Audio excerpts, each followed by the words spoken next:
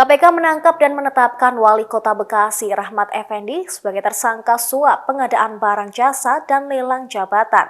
Sejumlah orang turut terjaring OTT KPK pada Rabu kemarin dan juga barang bukti yang ditemukan berupa uang ratusan hingga miliaran rupiah.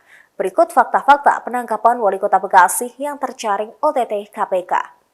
Yang pertama, tiba di gedung KPK pada Rabu malam. Usai ditangkap Rabu siang, Rahmat Effendi tiba di gedung Merah Putih KPK Jakarta sekitar pukul 22.51 waktu Indonesia Barat untuk menjalani pemeriksaan lebih lanjut. Dikutip dari Kompas.com, Rahmat tiba di gedung KPK dengan didampingi sejumlah tim KPK dan dikawal pihak kepolisian. Ia turun dari mobil Innova Silver mengenakan baju hijau lengan panjang, dilapisi rompi biru dan masker putih.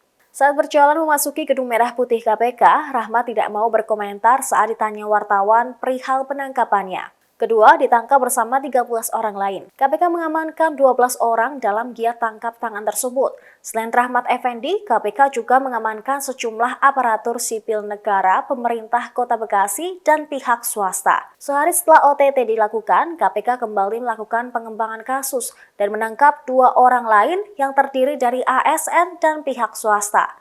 Sehingga dengan demikian, total ada 14 orang yang ditangkap. Ketiga, peran sebagai penerima suap. Ketua KPK Firly Bahuri dalam konferensi pers di Gedung Merah Putih KPK Jakarta pada Kamis menjelaskan peran dari Rahmat Effendi sebagai penerima suap. Dari 14 orang yang ditangkap, 9 diantaranya telah ditetapkan sebagai tersangka. Salah satunya adalah Rahmat Effendi yang kini jadi tersangka. Dengan rincian 4 orang sebagai pemberi dan 5 orang sebagai penerima. Fakta keempat, bukti uang tunai mencapai 5,7 miliar rupiah. Tim KPK juga menemukan bukti uang yang fantastis hingga miliaran rupiah.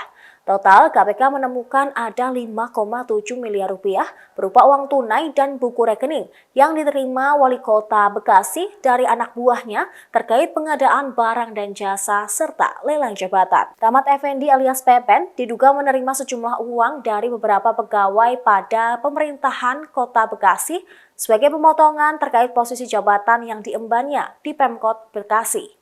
Rahmat Effendi alias Pepen diduga juga menerima sejumlah uang dari beberapa pegawai pada pemerintah Kota Bekasi.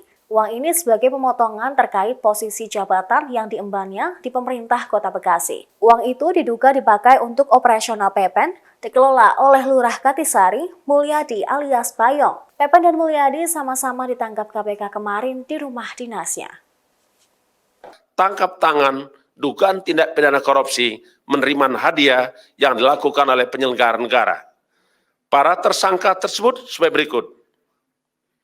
Sebagai pemberi, ada 4 orang. Pertama AA, kedua LBM, yang ketiga SY, yang keempat MS. Sementara sebagai penerima, tersangka RE, MB, MY, WY, dan JL. Selanjutnya, demi kepentingan. Sekian informasi Wiki Update kali ini. Nantikan informasi lainnya hanya di kanal YouTube Tribun News Wiki Official.